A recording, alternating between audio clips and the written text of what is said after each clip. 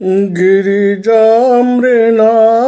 सुकोमला कुलसप्रहार निरोधिनी नृपते सुता कुलमानिनी सब भूमि चारण कामिनी चपलात्मिका शशि शीतल त्रिदशापगा तटवासिनी दिशताक्षिबं हरिवाहना करिराज भीति विदारिणी। अयमान्याः अस्मिन् समूहे इदानीं समुपस्थिताः सर्वे छात्राः जिज्ञासवः मत्प्रणम्याः बान्धवाः विद्वांसाः समेषां हार्दिकम् अभिनन्दनपुरस्सरम् अद्यतनीय पाठस्यारम्भं करोमि। प्रिय छात्रों और प्रिय बंधुओं, आज पंडित राज जगन्नाथ द्वारा अपने पूर्वाचार्यों के मत का जो खंडन किया गया है, उस खंडन का पाठ हम करने जा रहे हैं। जैसा कि आप सभी जानते हैं, जो भी आचार्य अपना मत स्थापित करते हैं, उससे पहले वो पूर्वाचार्य के मतों को किसी तर्क के द्वारा, अपने स्वस्थ वैचारिक तर्क के द्वारा उसमें दोष दिखाते हैं, ताकि ये प्रमाणित हो सके कि अब तक इस विषय का प्रतिपादन नहीं हो पाया है, अतः इस विषय की आवश्यकता है। अन्यथा जैसे पंडित राज काव्य लक्षण करने जा रहे हैं, तो ये काव्य लक्षण अगर पहले से हो चुका है तो पुनः पंडित राज द्वारा किए जाने का औचित्य नहीं रह जाता है, ये पृष्ठपेषण मात्र रह जाएगा। इसलिए लोग पूछेंगे पंडित राज को कि किए हुए काम को ही आप दोहरा के कर रहे हैं, इसमें आपके मेहनत का, आपके परिश्रम का औचित्य क्या है। इसलिए वो अपने विचारों द्वारा ये दिखाते हैं कि आज तक पूर्वाचार्यों ने जो भी काव्य के लक्षण किए हैं, वो वस्तुतः समुचित लक्षण नहीं है। समुचित लक्षण न होने के कारण काव्य का लक्षण आज तक नहीं बन पाया सटीक। इसलिए हम आज समुचित लक्षण प्रस्तुत कर रहे हैं। इस क्रम में सभी आचार्यों ने, जैसे आचार्य मम्मट के बाद विश्वनाथ आए, आचार्य विश्वनाथ ने मम्मट का, उससे पूर्ववर्ती आचार्य का खंडन किया। उसके बाद पंडित राज जगन्नाथ आए, तब पंडित राज जगन्नाथ ने भी वही किया। इस साहित्य जगत में, अलंकार जगत में आचार्य मम्मट एक वो सीमा रेखा है जिस सीमा रेखा से ये अध्ययन किया जा सकता है साहित्य शास्त्र का कि मम्मट के पहले और मम्मट के बाद। इसलिए जो भी आचार्य आते हैं वो सबसे पहला आचार्य मम्मट का ही खंडन करते हैं। आचार्य विश्वनाथ ने भी वही किया था, आचार्य जगन्नाथ भी वही कर रहे हैं।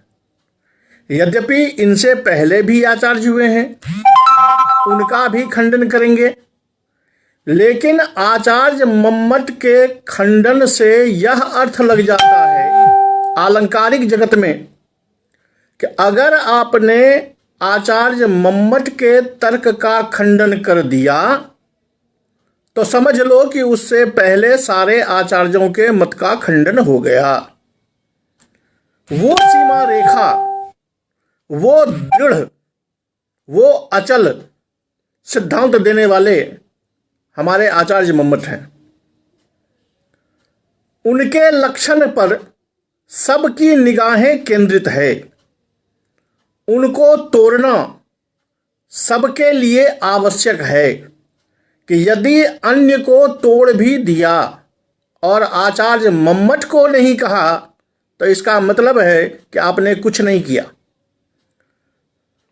हम लोग अपने गुरुजनों से सुने हुए हैं कि उन दिनों ये परिपाटी थी कि अगर आप अलंकार शास्त्र जानते हो, अगर आप साहित्य शास्त्र जानते हो, साहित्य शास्त्र पर कोई तर्क देना चाहते हो तो सबसे पहले मम्मट से टकराओ या काव्य प्रकाश की व्याख्या करो।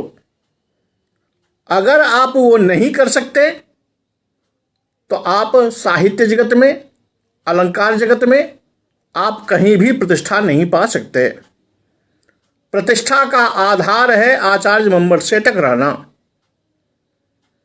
उसी क्रम में जब पंडित राज जगन्नाथ आए अपना रसगंगाधर लेके तो उन्होंने भी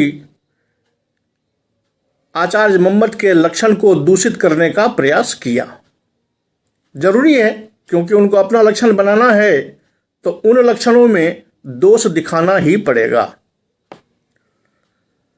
अभी हम आचार्य जगन्नाथ द्वारा जिस तरह मम्मट का खंडन प्रस्तुत किया गया है उस पंक्ति को लेकर, उस बात को लेकर अपना पाठ आगे बढ़ाते हैं।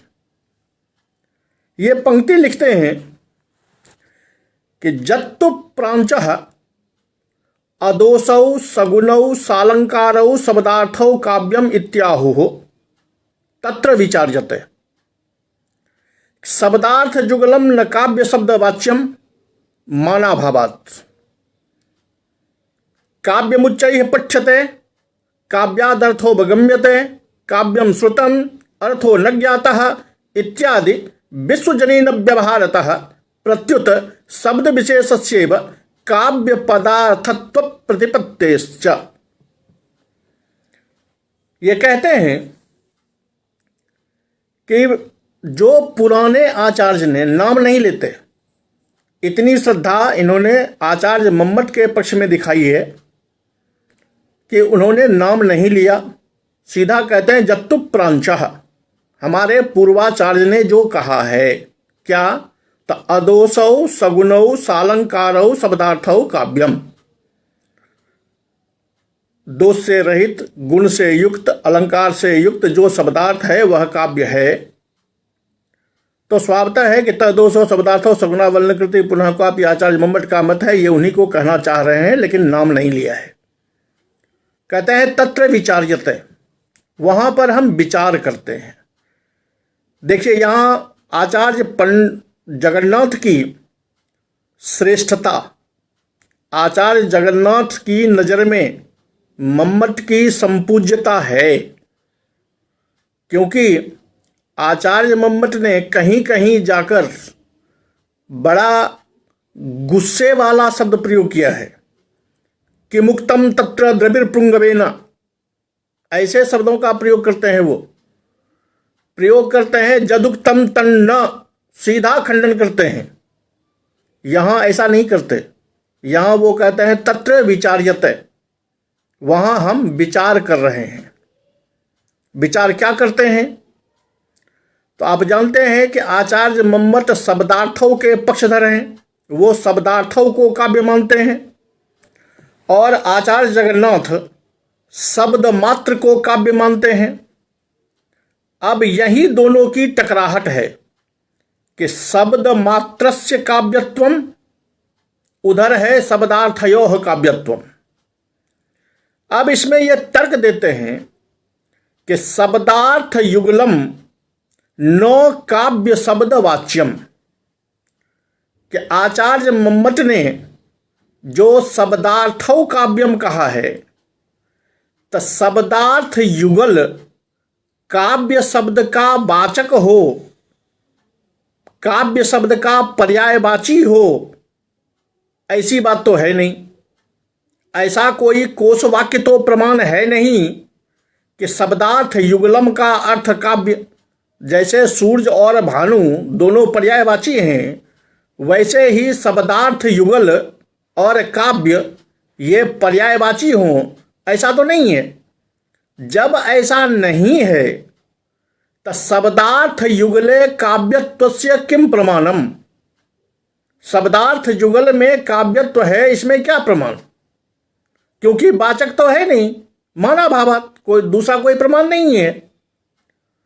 तो जब प्रमाण का अभाव है तो जो आलंकारिक लोग हैं, जो विद्वान लोग हैं, वो विद्वान तो केवल आपके कहने से किसी बात को नहीं मान लेंगे, अपितु उसमें तर्क होना चाहिए। बिना तर्क के किसी सिद्धांत को कोई भी विद्वान, कोई भी वैचारिक, कोई भी तार्किक स्वीकार नहीं करेगा। इसलिए जब शब्दार्थों में काव्य पद की प्रवृत्ति का कोई प्रमाण नहीं है, तो फिर आपका कहने का शब्दार्थों को हम काव्य प्रमाण क्यों माने?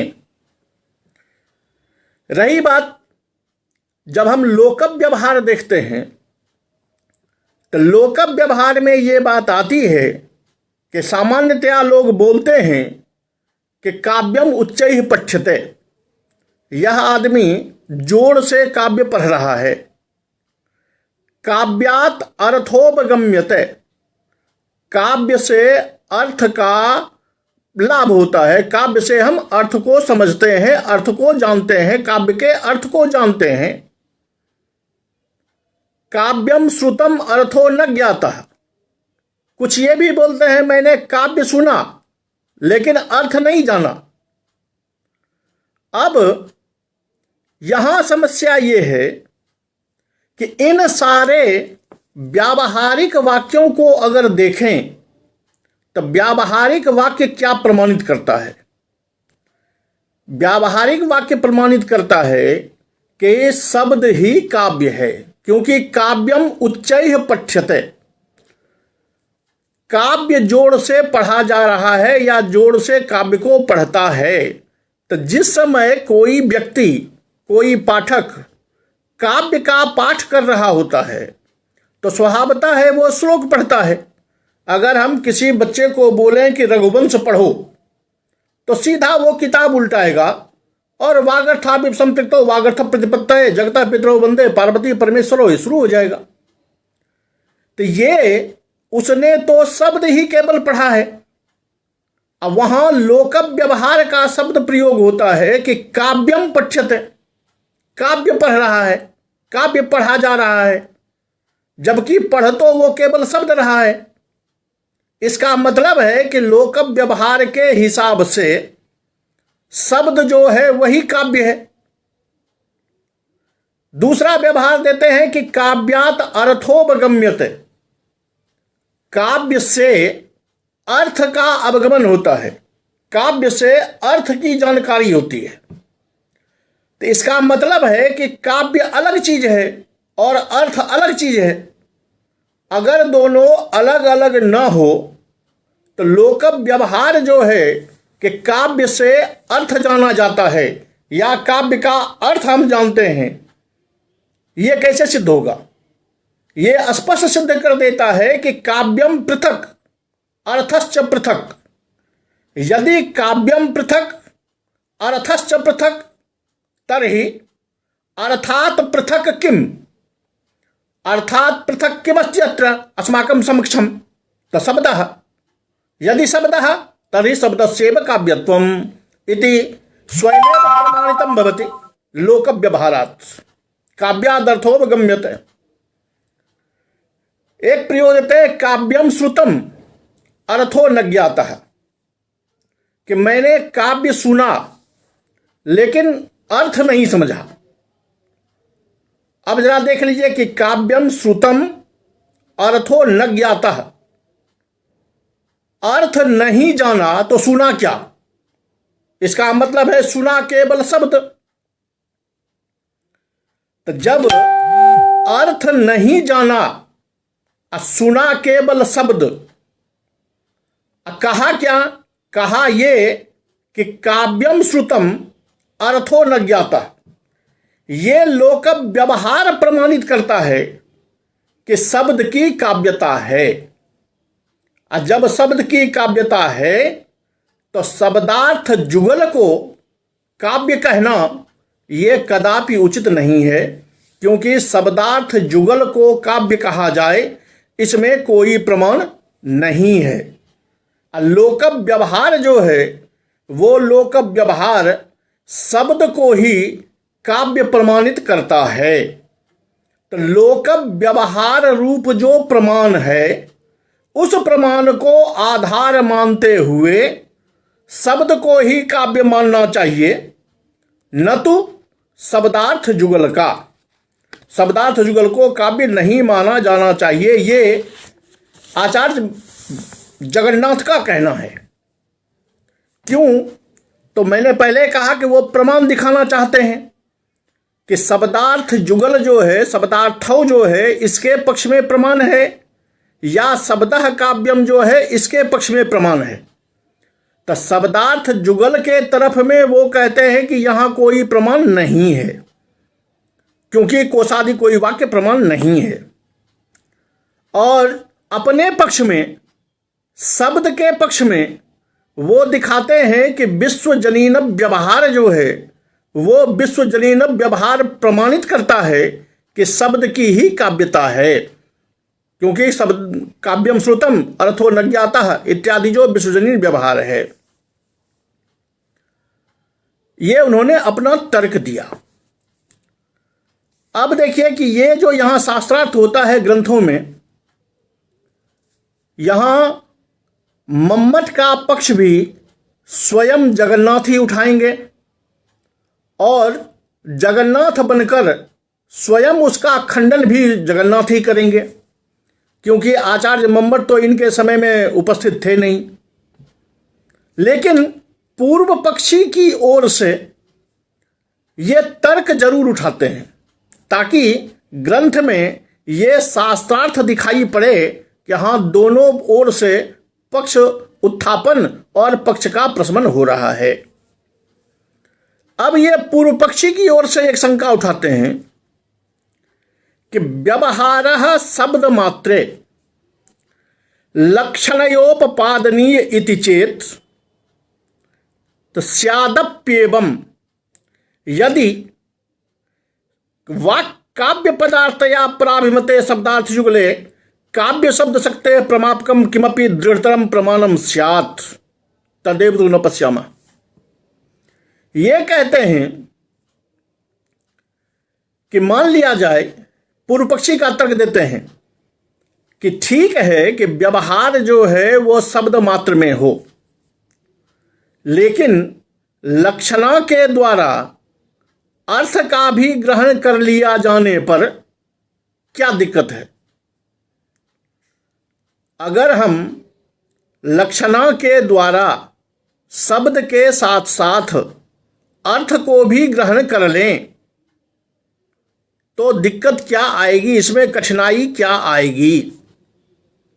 तो पंडित राज कहते हैं ना ना ना, कोई चिंता की बात नहीं है, हम मान लेंगे, हो सकता है ऐसा लक्षणा के द्वारा माना जा सकता है, लेकिन लक्षणा के द्वारा तो तब माना जाएगा जबकि काव्य का मने शब्दार्थ ये पहले कहीं से प्रमाणित हो। जैसे लक्षणा का जो हम आश्रय लेते हैं, कुंताह प्रविशन्ति में लक्षणा का जब आश्रय लेते हैं तो चूंकि हमको पहले से प्रमाणित है कि भाला जो है वो खुद प्रवेश नहीं कर सकता, इसलिए हम लक्षणा के द्वारा तद्धारी पुरुष का आक्षेप करते हैं। अगर ये प्रमाणित न हो, अगर ये कहीं प्रमाणित हो कि भाला खुद भी चल सकता है, तो लक्षणा करने की जरूरत क्या रह जाएगी, तब तो प्रविशन के साथ उसका संयोग बन ही जाएगा। ये तो पहले से प्रमाणित होना चाहिए कि भाला प्रवेश नहीं कर सकता।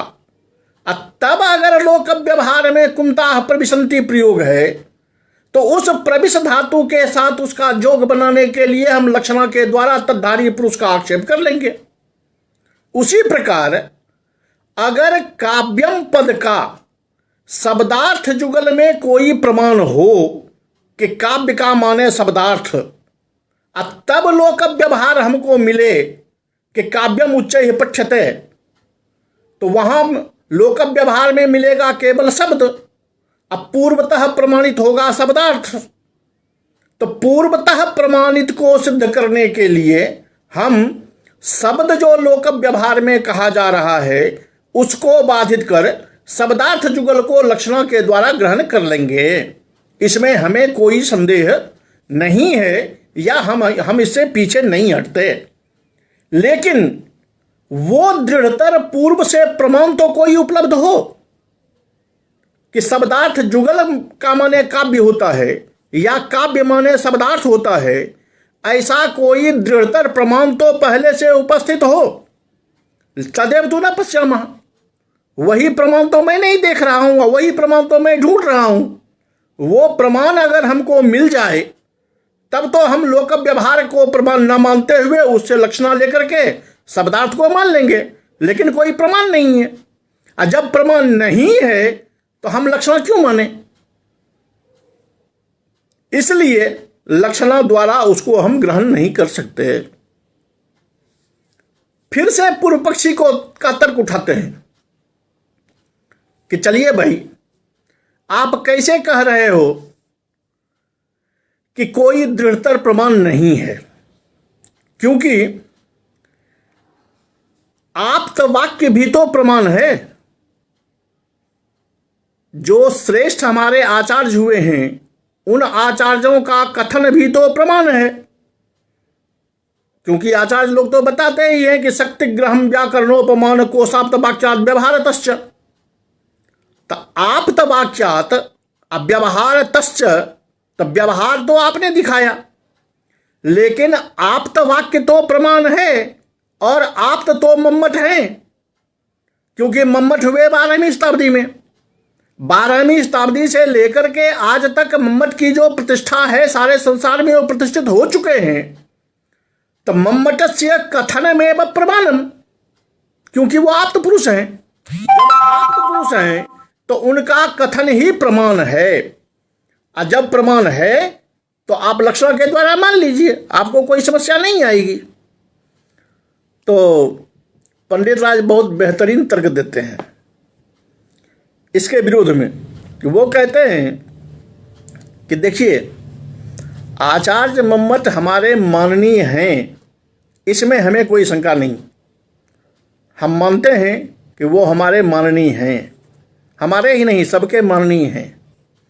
और उनका कथन जो है, उनका कथन 100% सही है, उनका कथन आप्तवाक्य है, उनका कथन प्रमाणित है।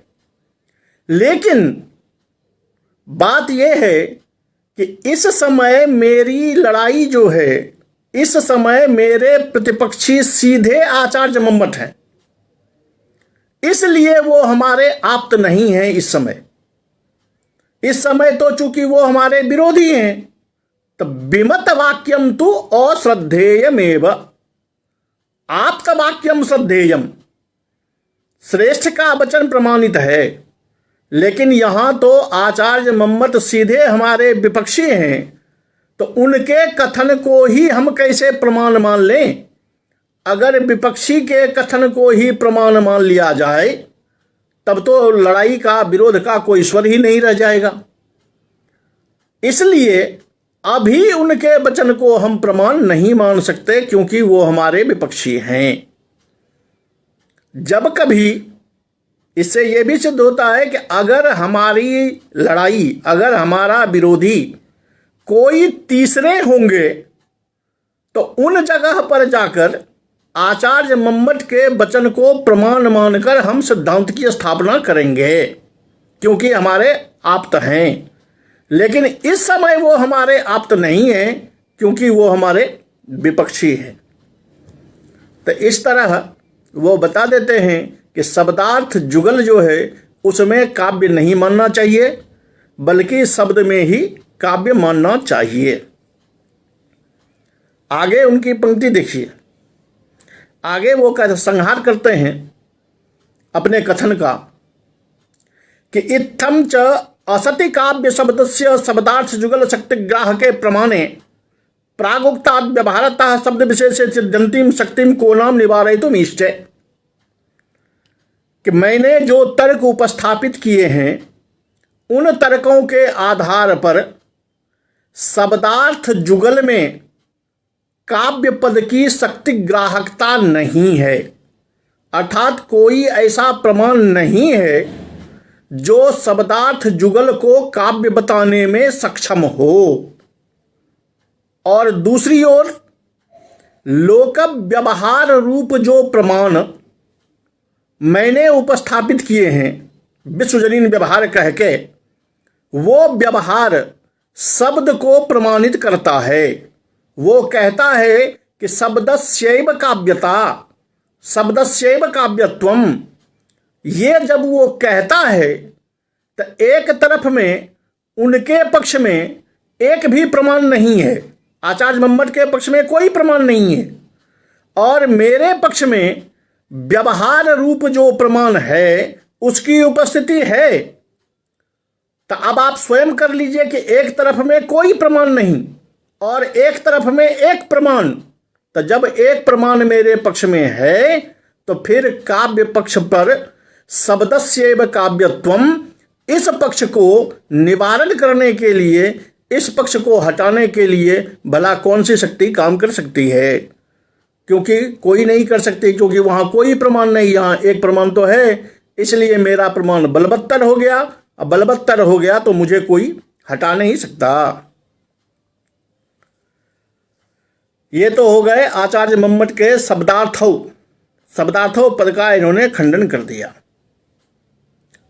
साथ साथ एक पंक्ति और लिखते हैं कि एतेन विनिगमना भावात उभयत्र शक्तिरिति प्रत्युक्तम। जो कोई ये जो दोनों में साथ साथ है, शब्द और अर्थ में साथ साथ है, वो है काव्यत्व। क्योंकि विनिगमना भावात एक तर पक्षपातनी युक्ति विनिगमना, कि जो दो में से एक और पक्ष धारण करके उसको प्रमाणित करता हो, वो हो गई विनिगमना। आप विनिगमना का अभाव, यानी विनिगमना एक पक्ष में नहीं है, न शब्द पक्ष में है न अर्थ पक्ष में है। इसलिए इसके अभाव में दोनों में, शब्द और अर्थ दोनों में काव्यत्व है, इसको स्वीकार करना चाहिए। ऐसा जो कोई कहते हैं, अर्थात शब्दार्थौ काव्यम कहने वाले जो हैं उनका भी वचन अपने आप परास्त हो जाता है। क्योंकि वो कहते हैं कि विनिगमना भावात, कहीं विनिगमना नहीं है, एक तरपक्षपातनी युक्ति नहीं है, लेकिन मैंने जो व्यवहार दिखाया उस व्यवहार के अनुसार तो शब्द पक्ष में एक प्रमाण व्यवहार प्रमाण है। तो फिर वो कैसे कहेंगे कि किसी और प्रमाण नहीं है? वो इसलिए मानते थे कि उनको प्रमाण का पता नहीं था, लेकिन मैंने प्रमाण उपस्थापित कर दिए हैं, इसलिए शब्द पक्ष में ही काव्यता होगी, दोनों में काव्य नहीं हो सकता। अतएव शब्द विशेषस्यैव काव्य पदार्थत्वे सिद्धे सति, इस प्रकार विश्वजनीन व्यवहार को प्रमाण मानकर देखते हुए काव्य पदार्थत्व की सिद्धि जो है वो जब शब्द पक्ष में हो गई तो तस्यैव लक्षणम वक्तुम युक्तम, तो उसी के अर्थात शब्द रूप जो काव्य है उसी का लक्षण कहना चाहिए, न कि अपने मन से कल्पित, अपने मन से कोई शब्दार्थ जुगल को काव्य मान ले और उसका लक्षण करे, ये कदापि उचित नहीं है। इसलिए शब्दः काव्यम, और शब्द की ही काव्यता लोगों को स्वीकार करनी चाहिए, सारे आचार्यों को स्वीकार करना चाहिए। एसैव च वेद पुराणादि लक्षणे स्वपि गति ही। वेद पुराण आदियों की भी यही गति होती है, क्योंकि लोग कहते हैं पुराण पढ़ते हैं, तो पुराण पढ़ते क्या है, तो वो तो शब्द पढ़ रहे होते हैं। वेद पढ़ता है तो वेद के मंत्र पढ़ रहे होते हैं, वहाँ भी अर्थ नहीं होता, इसलिए वहाँ भी यही नियम लागू होता है। अगर शब्दार्थों का पक्ष लेंगे तो वहाँ भी यही स्थिति होगी कि वहाँ भी विनिगमना का अभाव नहीं होगा, बल्कि लोक व्यवहार जो है वो प्रमाण होगा, और उस प्रमाण से शब्द को ही वेद भी कहा जाएगा, पुराण भी कहा जाएगा। इस तरह इन्होंने आचार्य मम्मट के शब्दार्थों पद का खंडन किया है।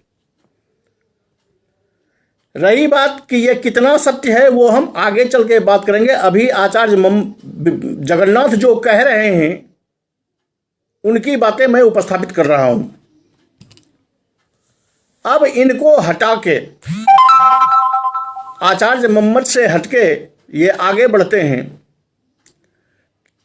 कि जो कोई आस्वाद की जो उद्बोधकता है, यानी आनंद की जो प्राप्ति होती है, काव्य से परमानंद मिलता है, परमाह्लाद मिलता है, उस आह्लाद की जो उद्बोधकता है, उद्बोधन की क्षमता है, वही काव्यत्व का प्रयोजक होता है।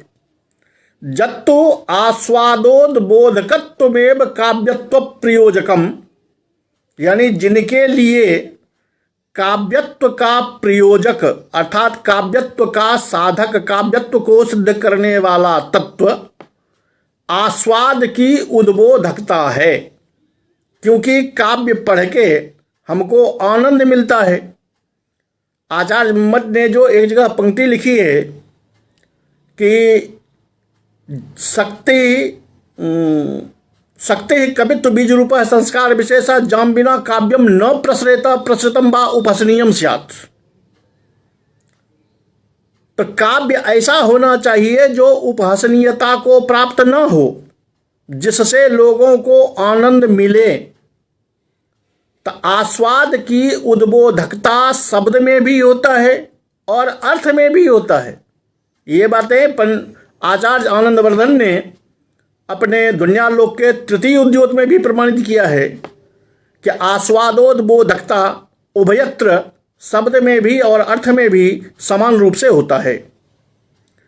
उसी बात को ये कह रहे हैं कि जत्तु आस्वादोद्बोधकत्वमेव काव्यत्व प्रयोजकम, अतच्च आस्वादोद्बोधकता जो है वो शब्दे अर्थे चा विशिष्टम, वो शब्द में और अर्थ में अविशेष यानी सामान्य रूप से रहता है। वो शब्द में रहता है ऐसी बात नहीं है, या अर्थ में रहता है ऐसी बात नहीं है, अपितु वो जिस तरह शब्द में है उसी तरह अर्थ में भी है, दोनों में समान रूप से है। यहां आके ये कहते हैं तन्ना। इस बात को मैं नहीं मानता, या ये उचित नहीं है। अब उचित क्यों नहीं है? क्योंकि हम आप सभी जानते हैं कि काव्य से हमको आनंद मिलता है, लेकिन आनंद तो तब मिलेगा जब हमको उस शब्द का अर्थ ज्ञान रहेगा। अर्थ ज्ञानाभाव में केवल शब्द से आह्लादोत्पादकता नहीं हो सकती, उसमें आह्लाद हमको नहीं मिल सकता।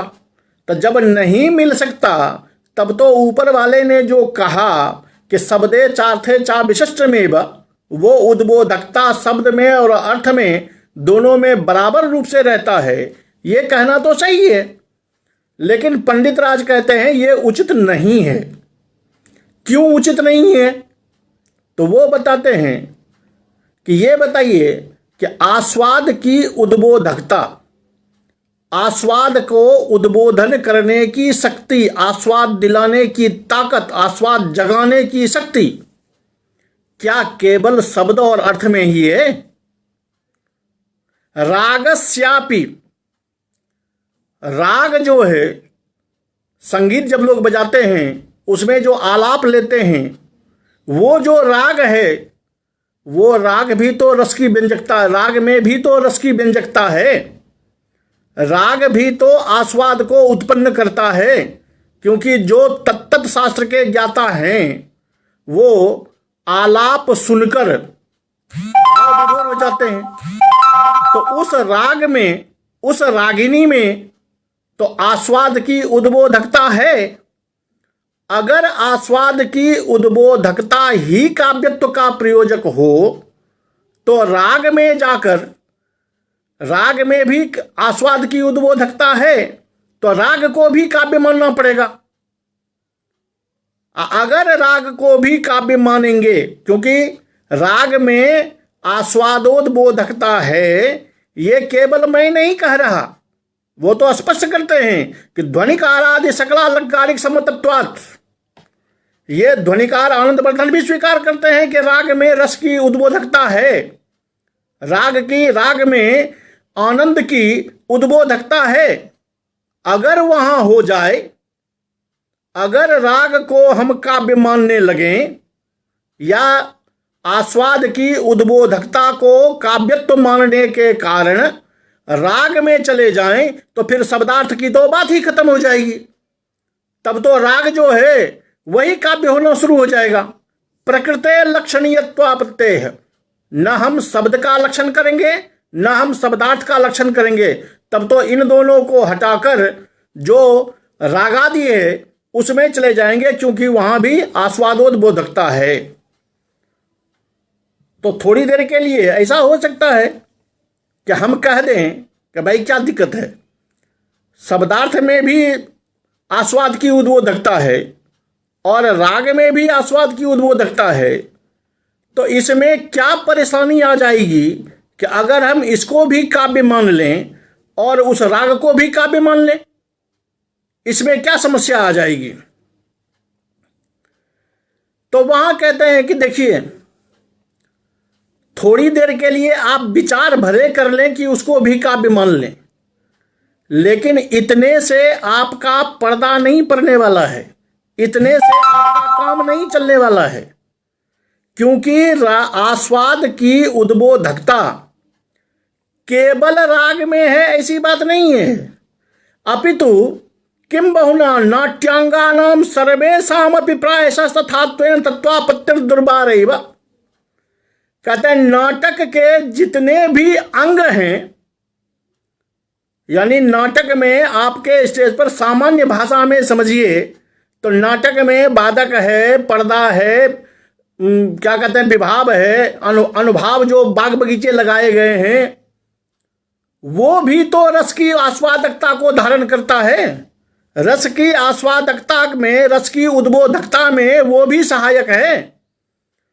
अब वो अगर सहायक है, तब अगर आप कहते हैं कि रस का उद्बोधकत्व जो है वो काव्यत्व का प्रयोजक है, तब तो ये सारे फूल पत्ती, स्टेज बैनर, लगा हुआ मंच, सिनहरी, ये सब के सब काव्य हो जाएंगे। तो फिर तत्वापत्तिर्दुर्बारैव किन्नाम काव्यम, ये तो विचार ही छूट जाएगा। नाटक के जितने अंग हैं, जितने रूप हैं, वो सारे के सारे आपको काव्य मानने पड़ जाएंगे। ऐसे में मूल वस्तु से हम भटक कर कहीं और चले जाएंगे, जहां से मूल विषय ही प्राप्त करना दुर्बार हो जाएगा। इसलिए इस तरह जिसने ये कहा है कि रसोद्बोध समर्थस्यैव वाक्यस्य काव्यत्वम, अब देख लीजिए, इसी से इन्होंने आचार्य विश्वनाथ जो है उनको भी रोक देते हैं कि रसोद्बोध समर्थस्यैवात्र लक्ष्यत्वम इत्यपि अवास्तवम, क्योंकि उनका तो लक्षण ही है वाक्यम रसात्मकम काव्यम, कि रसमय अगर वाक्य ना हो तो काव्य होगा ही नहीं, केवल वो रस को ही लेते हैं। इसलिए कहते हैं कि अगर केवल रस को देने वाला या रस से युक्त ही अगर काव्य होने लगे, तो भाई जो समस्या पहले आई है वही समस्या आगे भी आएगी, इसलिए उनका मतलब भी नहीं रहेगा। अब इतना कह देने के बाद, चूंकि ये पंडित राज जगन्नाथ हैं, ये एक तरफ से तोड़ देने के बाद चुप नहीं बैठ जाएंगे। ये अब दूसरे ढंग से अभी तो काव्य शब्द पक्ष में प्रमाण देकर और शब्दार्थ पक्ष में प्रमाणाभाव दिखाकर अपने शब्द पक्ष का समर्थन कर रहे थे। अब ये दूसरा आधार निकालते हैं शब्दार्थों पद को तोड़ने का, दूसरे उपाय से तोड़ना शुरू करते हैं। क्या? तो वो कहते हैं कि अपि च काव्य पद प्रवृत्त निवृत्तम शब्दार्थ और व्यासक्तम प्रत्येक पर्याप्तम वा नाद्यः एको न द्वौ इति व्यवहारस्यैव श्लोक वाक्यम न काव्यम इति व्यवहारस्यापत्तेः न द्वितीयः एकस्मिन् काव्ये काव्यद्वय व्यवहारापत्तेः। ये कहते हैं कि देखिए, अगर आप कहते हैं कि शब्दार्थौ काव्यम, तो मैं ये पूछना चाहता हूं कि काव्यत्व जो है, जो काव्यता है, वो काव्यता वस्तुतः शब्दार्थयोर व्यासक्तम, शब्द और अर्थ में साथ साथ रहता है, प्रत्येक पर्याप्तम बा, या शब्द में अलग रहता है और अर्थ में अलग रहता है। दो पक्ष, एक पक्ष कि शब्द और अर्थ में साथ साथ काव्यता होती है, दूसरा पक्ष कि शब्द में अलग और अर्थ में अलग होता है। अगर ऐसा माना जाए तो आप कहिए कि कौन सा पक्ष ग्रहण करेंगे? शब्दार्थयोर व्यासक्तम वाला, व्यासक्तम अर्थात शब्द और अर्थ में साथ साथ मिला के काव्य है, या प्रत्येक पर्याप्त वाला? तो यदि कहता है नाद्यः, यदि पहला कहेंगे तो कहते हैं नहीं, नो आद्यः, पहला नहीं। क्यों? पहला मानोगे तो स्वीकार नहीं होगा, इसलिए कि एको नो द्वौ, क्योंकि जब शब्द और अर्थ को मिला के आप काव्य कहेंगे तो जो श्लोक वाक्य आगे रखा हुआ है, उस रखे हुए श्लोक वाक्य में तो केवल शब्द है, वो भला एक चीज दो कैसे हो सकता है?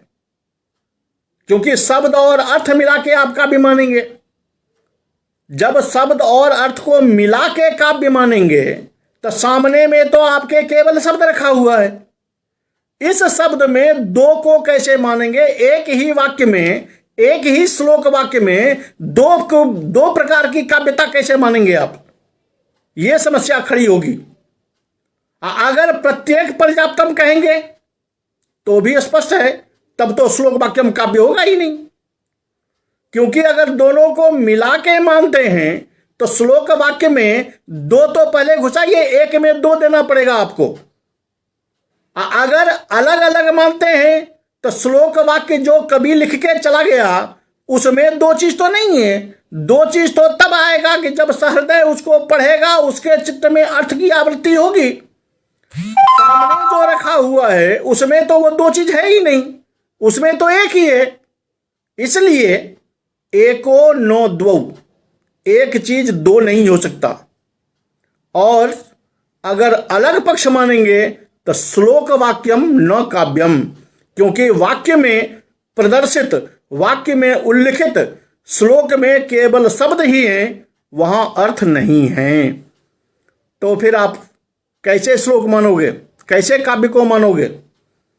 इसलिए व्यासक्तम पद वाला मानोगे तो भी नहीं चलेगा, प्रत्येक पर्याप्तम वाला मानोगे तो भी नहीं चलेगा, क्योंकि उन बातों को अगर हम छोड़ दें, आप प्रत्येक पर्याप्त को माने तो श्लोक हमने सुना, तो श्लोक पहले सुना तो शब्दगत काव्य हो गया, उसके बाद अर्थ हमारे ध्यान में आया तो अर्थगत काव्य हो गया। तो एक ही श्लोक में दो काव्य हो जाएंगे, ये भी नहीं हो सकता। जब हम व्यासक्तम मानेंगे तो शब्द और अर्थ दोनों साथ साथ होना चाहिए, तभी काव्य होगा। ऐसा तो होता नहीं है। शब्द सुनेंगे तब अर्थ का परिज्ञान होगा, तो उस समय हम किसको काव्य मानेंगे? उस समय कोई काव्य नहीं होगा। इसलिए इस परिस्थिति में ये बात मानना भी उचित नहीं है, और यही स्थिति वेद पुराण आदि में भी चलेगा, और वेद पुराण आदि में भी शब्द निष्ठता ही उचित है। तो शब्दार्थ जुगल को काव्य नहीं माना जा सकता। अब ये तो था विशेष्य पद, जो शब्दार्थों आचार्य मम्मट का विशेष्य पद था, उस विशेष्य पद पर इन्होंने अपनी कलम चलाई है। अब जो इनका विशेषण पद है, उस विशेषण पद को देखते हैं तो कहते हैं लक्षणे गुणालंकारादि निवेशो नो युक्तः। क्योंकि आचार्य मम्मट ने तददोषौ शब्दार्थौ सगुणावनलंकृति कहा था, गुण और अलंकार का भी निवेश किया था। उसी बात को ये कह रहे हैं कि काव्य के लक्षण में जो आपने गुण और अलंकार का निवेश किया है, ये भी उचित नहीं है। कहते हैं क्यों, कारण क्या है? तो ये बताते हैं कि उदितम मंडलम विधोह, ये एक वाक्य देते हैं कि एक वाक्य उदितम मंडलम विधोह, चंद्रमा का मंडल उदित हो गया, एक सामान्य सा वाक्य है। इस वाक्य में तो न कोई अलंकार है न कोई गुण है,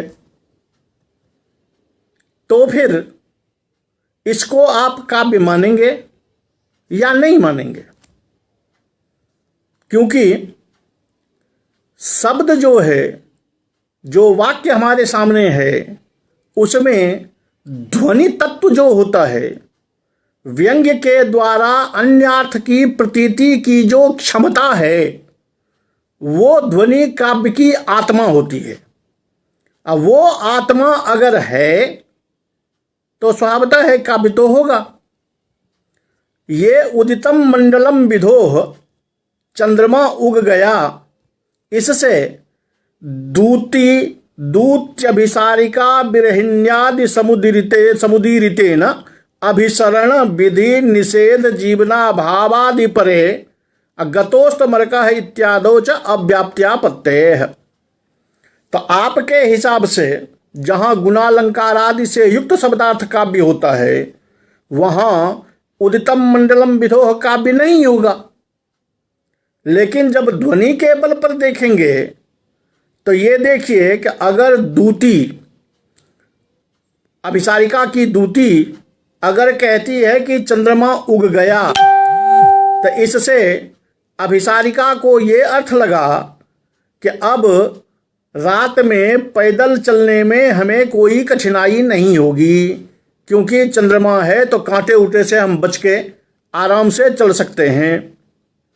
यदि कोई बिरहिनी को, किसी बिरहिनी को कोई कहता है या बिरहिनी बोलती है कि चंद्रमा उगाया, तो निश्चित रूप से उसको अर्थ लगेगा कि अब तो चंद्रमा से जो विरह का ताप और बढ़ने वाला है, मेरा ताप और बढ़ने वाला है, क्योंकि चांद उगाया। चांद जो है वो विरह के ताप को बढ़ाने वाला होता है।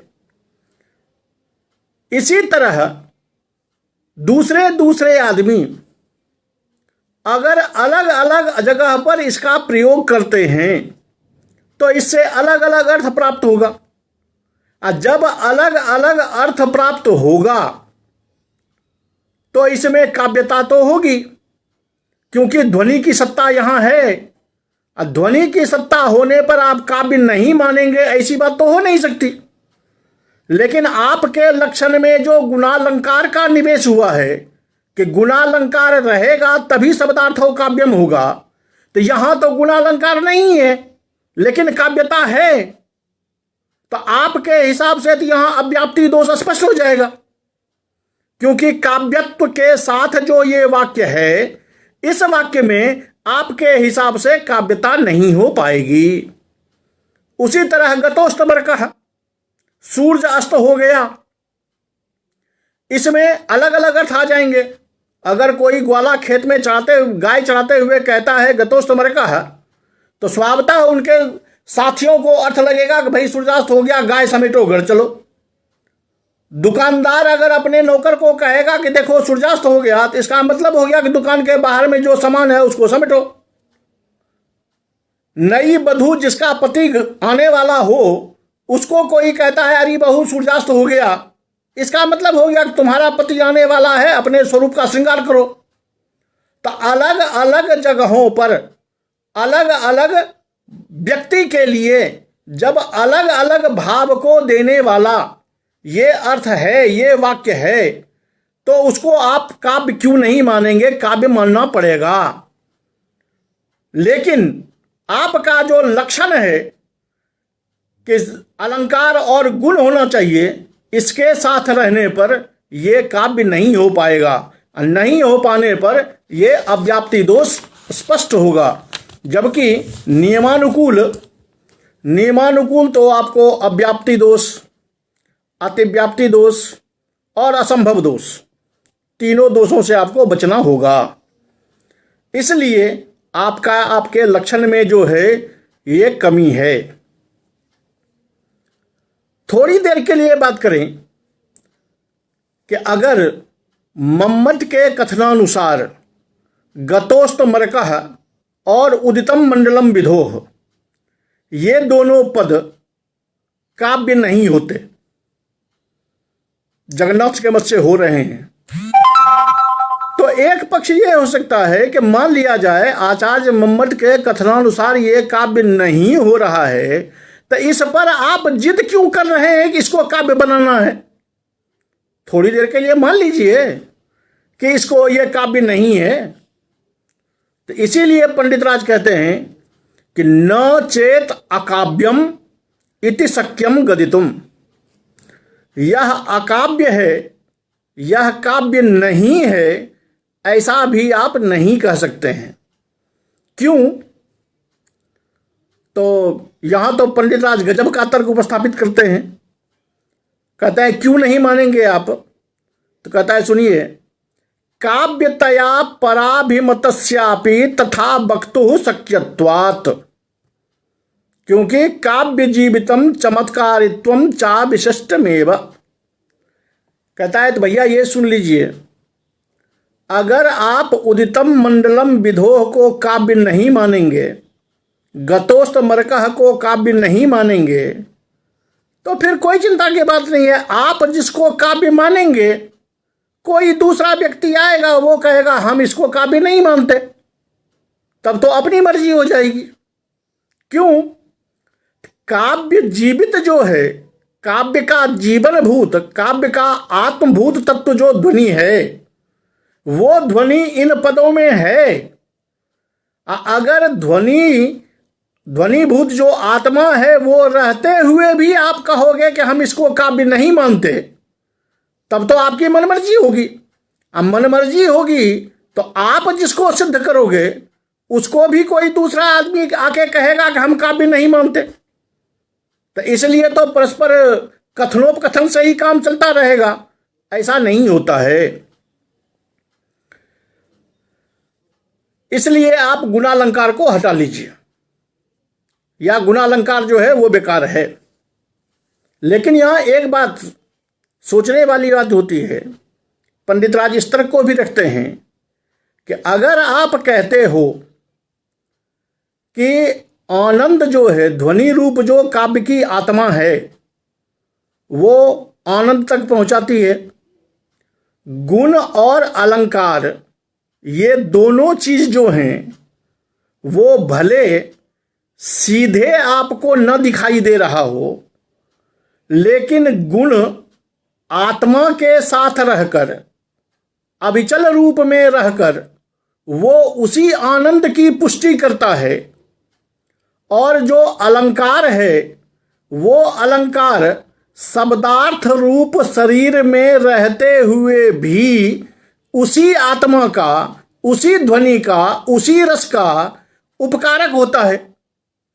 तो जब ये गुण और जब ये अलंकार दोनों भले एक आत्मा में रहकर साक्षात उपकारक होता है, एक शरीर में रहकर के आत्मा का उपकारक द्वारा होता है, दोनों तो रस का उपकारक ही है। दोनों ही जब रस आनंद का उपकारक है तो दोनों की सत्ता तो सही हो गई। काव्यत्व को सिद्ध करने में काव्यत्व का ही उपकारक तो दोनों हुआ, क्योंकि काव्यात्मक काव्य की आत्मा जो है वो है आनंद रस ध्वनि, और उसके ये दोनों सहायक हैं, एक साक्षात रूप में, एक परंपरा कारण रूप में। ऐसा हो जाने पर तो दोनों का अनुगमन तो सही बैठ जाएगा, तो फिर आपको क्या प्रॉब्लम है? तब पंडित राज कहते हैं चलिए इस तरह से जब आप अनुगमन कर देंगे दोनों का, कि दोनों किसी न किसी तरह से उसी का उपकारक है, तो उपकारक होने के कारण ये दोनों विशेषण जो हैं वो बेकार नहीं है बल्कि सार्थक हैं। तो चलो थोड़ी देर के लिए मान लिया आपकी बात, अगर मैं इन दोनों को मान भी लूं तो फिर भी अदोसौ पद जो आपने लगाया है वो अदोसौ पद तो बेकार ही होगा, क्योंकि अदोसौ पद अगर होगा तो उसका मतलब होगा कि दोष से रहित जो शब्दार्थ है वो काव्य है। अगर दोष से रहित जो शब्दार्थ है वही काव्य है, तो लोक व्यवहार में प्रयुक्त जो दुष्टम काव्यम, लोग जो प्रयोग करते हैं कि यह काव्य दुष्ट है, ये प्रयोग कैसे होगा? तो उस लोक व्यवहार को देखते हुए अदोसौ पद जो है ये भी कहना गलत है। क्यों? अगर अदोसौ का ही काव्यता हो, अदोसौ से ही काव्य चले, तब तो दुष्टम पदम का कोई औचित्य ही नहीं रह जाएगा, लोक व्यवहार जो है वो बेकार हो जाएगा, इसलिए ये गलत है। फिर तर्क देते हैं कि नहीं, क्यों बेकार हो जाएगा? अगर मान लिया जाए कि दोष जो है वो कुछ एक अंश में दोष हो, पूरे में दोष नहीं है, तो क्यों आप कह रहे हैं कि दोष जो है वो बेकार है? अदोसौ रूपी विशेषण जो है वो बेकार है, ये आप कैसे कह सकते हैं? क्योंकि कुछ अंश में दोष हो, जहां दोष होगा वहां काव्य नहीं होगा, जहां दोष नहीं होगा वहां काव्य होगा। इसकी व्याख्या जो पंडित राज ने की है, जो स्पष्टीकरण दिया है, वो वास्तविक में छात्रों के लिए तो जानने योग्य है ही, प्रायः सभी के लिए अनुकरणीय है कि कितना बेहतरीन तर्क अपनी प्रज्ञा से पंडित राज ने उपस्थापित किया है। कहते हैं कि देखिए, दोष की सत्ता अगर आप शब्दार्थ में रखते हैं तो बताइए कैसे रखेंगे? न च संजोगा भाववान वृक्षा संजोगीति वदंस भेदेन दोष रहितम दुष्टमिति व्यवहारे बाधकम नास्तीति वाच्यम मूले महिरुहो व्यंगम संजोगी न शाखायाम इति प्रतीतिरिवेदम पद्यम पूर्वार्धे काव्यम उत्तरार्धे तो न काव्यम इति स्वर संवाहिनो विश्वजनीनानुभवस्य विरहात् अव्याप्य वृत्तितया अपि तस्या योगात् सौर्यादिवदात् धर्माणां गुणानां हारादिवत् उपस्कारकानां अलंकाराणां च शरीर घटकत्वानुपत्तेश्च। कहते हैं देखिए, अगर आप कहेंगे कि एक श्लोक वाक्य में कहीं दोष है और कहीं दोष नहीं है, ऐसा अगर प्रयोग करेंगे तो जैसे संजोगा भाववान संजोगी, संजोग का अभाव भी है और वही चीज संजोगी भी है। एक श्लोक में अगर आधे पार्ट में दोष है, आधे में दोष नहीं है, तो जहां दोष नहीं है वो संजोगा भाववान, और जहां दोष है वो पार्ट संजोगी। अंश भेद से इसको स्पष्ट किया कैसे? कहता है जैसे मूले महिरुहो विहंगम संजोगी न शाखायाम, पेड़ के जड़ में मूल पर अगर कौवा बैठा हो तो निश्चित रूप से जड़ में तो वह पेड़ विहंगम संजोगी है, लेकिन जब शाखा पर देखेंगे तो शाखा पर तो वो विहंगम का संजोगी नहीं है, वहां तो वो संजोगा भाववान है, संजोग का अभाव है वहां पर। ऐसे में जैसे अंश भेद से यह संजोगी भी होता है और संजोगा भाववान भी होता है, उसी तरह अगर श्लोक वाक्य में एक तरफ दोष से युक्तता हो, एक तरफ दोष से अयुक्तता हो, तो क्या होगा कि जहां दोष है वहां वो काव्य नहीं होगा, और जहां दोष नहीं है वहां वो काव्य होगा। तो एक ही श्लोक वाक्य पूर्वार्ध में काव्य नहीं होगा, उत्तरार्ध में काव्य होगा, या उत्तरार्ध में काव्य नहीं होगा, पूर्वार्ध में काव्य होगा। तो ये समस्या जो पैदा होगी वो सहृदयों के लिए जो स्वरस वाहिनी विश्वजनीन व्यवहार है, उस व्यवहार में विरह उत्पन्न करेगा, अनुभव का विरह करेगा। क्यों? सहृदयों का जो अनुभव है, सहृदयों का अनुभव ये बताता है कि श्लोक जब हम सुनते हैं तो पूरे श्लोक में काव्यत्व जो है वो व्याप्य वृत्ति से है। पूरे श्लोक में जिस समय हम काव्य का अनुशीलन करते हैं, काव्य का रसास्वाद करते हैं, उस समय हमें ये भान नहीं होता कि इस एक पद में काव्यत्व है, अब बाकी में काव्यत्व नहीं है, ऐसा ज्ञान नहीं होता है। यह सहृदयों का अनुभव प्रमाणित करता है कि पूरे श्लोक वाक्य में एक साथ उसको संपूर्ण में रस मिलता है, संपूर्ण में आनंद मिलता है, संपूर्ण में काव्यता को वह देखता है। वह काव्यता को, आनंदात्मकता को आधे भाग में देखता हो, आधे भाग में नहीं देखता हो, ऐसा अनुभवजन्य प्रमाण नहीं है। और अगर आपका ये अंश भेद हो गया तो वो जो काव्यत्व की व्याप्य वृत्ति है पूरे श्लोक में, तस्य अयोगात, वो व्याप्य वृत्ति खत्म हो जाएगी। अब खत्म हो जाएगी तो विश्वनाथ वाली पंक्ति याद कर लीजिए कि आधे में काव्य आधे में अकाव्य, दोनों तरफ से खींचातानी, न वो काव्य रह जाएगा न वो अकाव्य रह जाएगा। दूसरी बात कि सौर्यादिवत आत्मधर्मानम, जैसे सौर्य वीरता आत्मगत धर्म है और हारादिवत, हार कंगन नूपुर जो पहनते हैं, ये शरीर का धर्म है। तो भाई ये भी समस्या तो बनी हुई रहेगी ही कि शरीर में आत्मा है, ठीक है। तो जब आत्मभूत जो तत्व है उसका आप लक्षण कर रहे हैं या शरीर का लक्षण कर रहे हैं, तो शरीर के लक्षण में कंगन की क्या जरूरत? आप ये परिभाषा तो नहीं करेंगे कि जिसमें कंगन हो वो शरीर है, क्योंकि शरीर से अलग कंगन है। रही बात वीरता की, तो जब आप शरीर का चिंतन करेंगे, जब आप शरीर का लक्षण करेंगे, तो ये तो नहीं कहेंगे कि जिसमें वीरता है वो शरीर है, क्योंकि हो सकता है जिसमें वीरता ना हो उसमें कायरता है।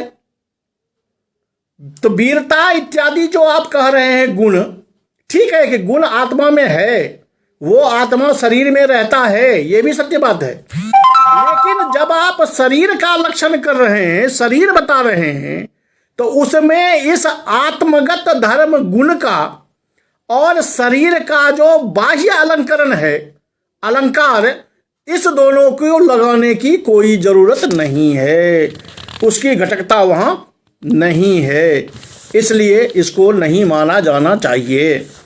इस तरह इन्होंने आचार्य मंबट का जो लक्षण है तदोषो शब्दार्थो सगुणा बलनकृति पुनः को आपी, उसको काट दिया स्पष्ट। अब आचार्य विश्वनाथ जो वाक्यम रसात्मक गाते हैं, जिसकी एक पंक्ति पहले भी कट चुकी है कि इस तरह से वो भी कर सकते हैं, उसको थोड़ा और स्पष्ट कर देते हैं कि जत्तु रसबदेव काव्यम, जो रसवत को ही काव्य कहता है, इति साहित्य दर्पणे निर्णीतम। अब आप देख लीजिए कि जब आचार्य मंबट की बारी आई थी तो उन्होंने नाम नहीं लिया था, किताब का नाम नहीं लिया था, कहा था जत्तु प्रांचः। यहाँ स्पष्ट कहते हैं कि जत्तु रसवदेव काव्यम इति साहित्य दर्पणे निर्णीतम, अर्थात आचार्य विश्वनाथ तन्न, उसको हम नहीं मानते। क्यों? तो वस्तु अलंकार प्रधानानाम काव्यानाम अकाव्यत्वापत्तेः, क्योंकि ध्वनि जो है वो 3 प्रकार की है, वस्तु ध्वनि, अलंकार ध्वनि और रस ध्वनि।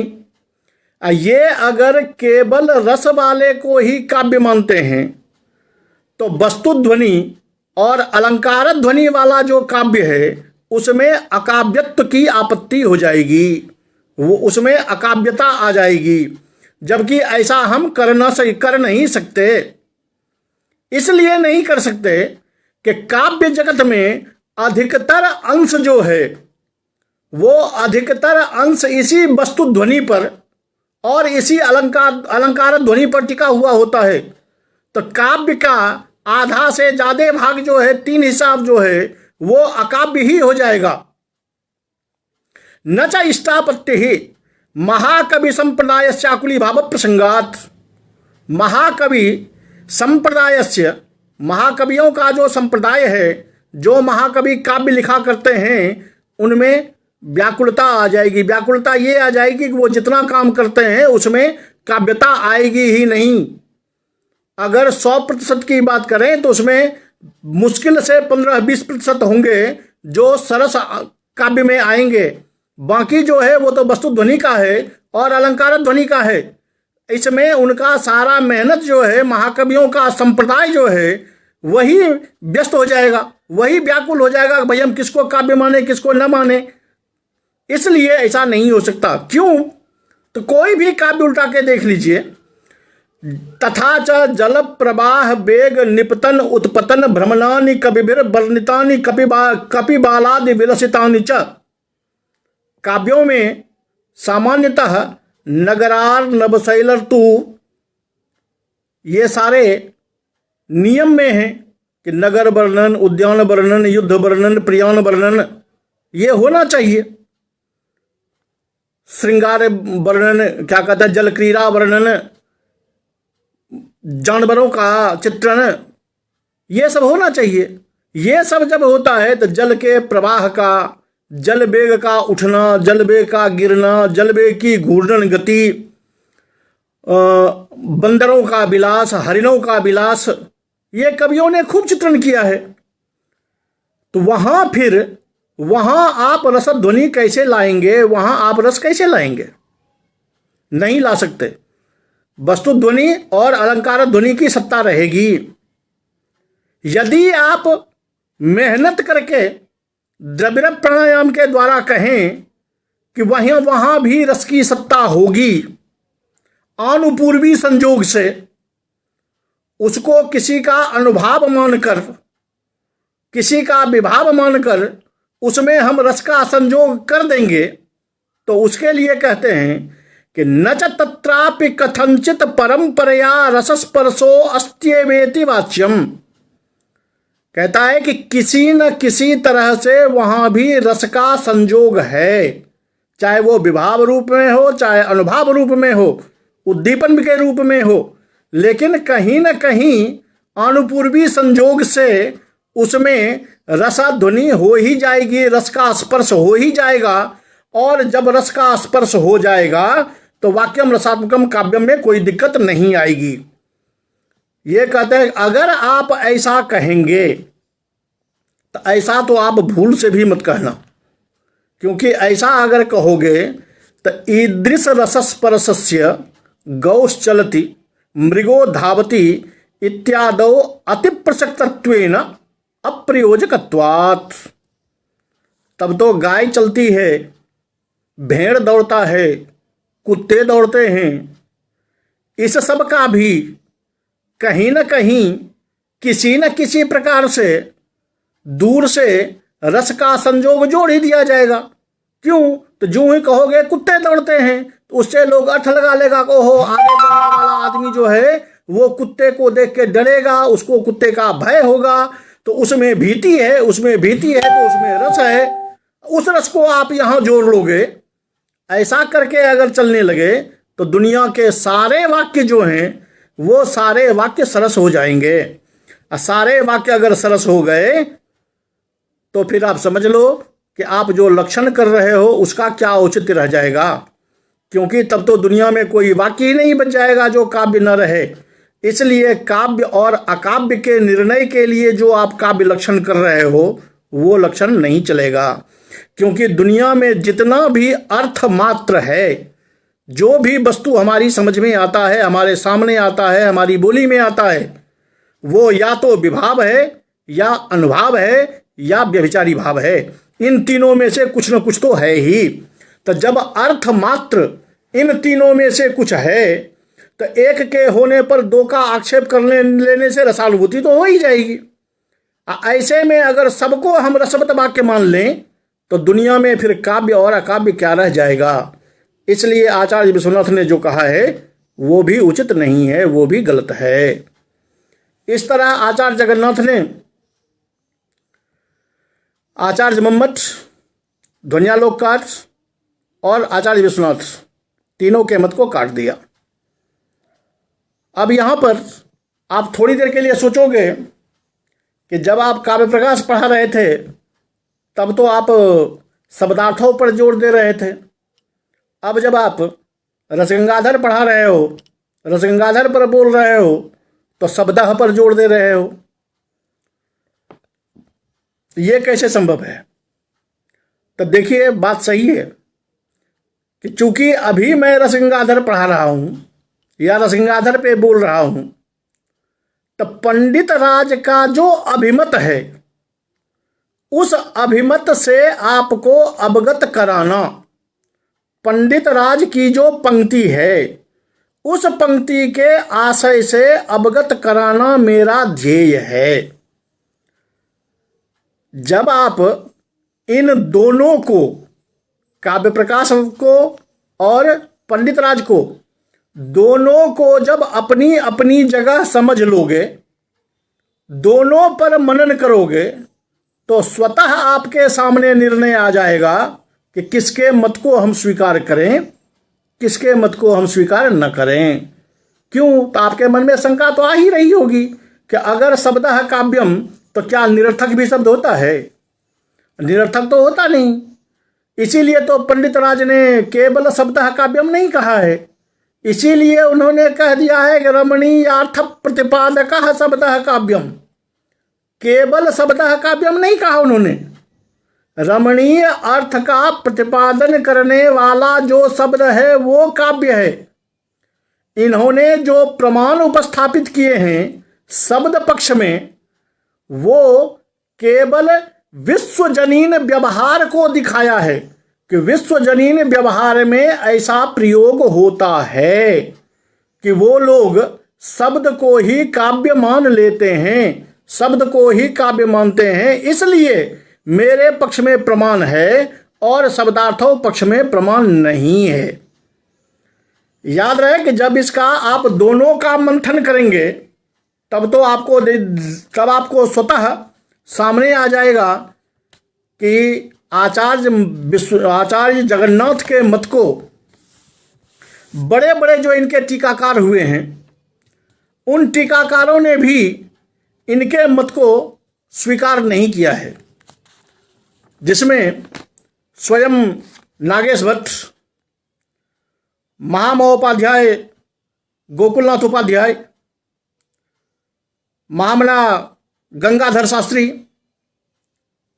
जो न्याय के धुरंधर विद्वान हुए हैं, वो कुल मिलाकर के यही सिद्ध करते हैं कि काव्यात्मकता जो है, आस्वादोदकता, ये काव्यात्मकता जो है, काव्यत्व जो है, वो शब्दार्थयोः अविशिष्टमेव, वो शब्दार्थ में एक जैसा है। इसीलिए आचार्य मम्मट ने कहा था कि जब आर्थी व्यंजना होती है तो शब्द की सहकारिता होती है, और जब शाब्दी व्यंजना होती है तो अर्थ की सहकारिता होती है। दोनों की सहकारिता हुए बिना तो जो आनंद आप चाहते हैं काव्य से, सहृदय जिस आनंद की प्राप्ति करता है, वो तो बिना दोनों के संभव है ही नहीं। ये अलग बात है कि अभी पंडित राज जगन्नाथ ने अपने पक्ष में जो बातें कही थी वो बातें मैंने आपके सामने उपस्थापित की है। जिस समय हमने शब्दार्थों पढ़ाया था, शब्दार्थों पर बात की थी, उस समय आचार्य मम्मट का अभिमत जो था वो हमने बताया था। अब ईश्वर करे कि कभी ऐसा वक्त आए जब दोनों के कंक्लूजन का वक्त आएगा, तब फिर दोनों पर विचार होगा। आज के लिए इतना ही। कल इससे आगे जो विषय है वो है इनका काव्य कारण, उस कारण पर फिर विचार करेंगे। और मेरे प्यारे छात्रों, आप लोगों का कोटिशः धन्यवाद कि आप उचित समय पर यहाँ आकर के बैठ जाते हो और मन से सुनते हो।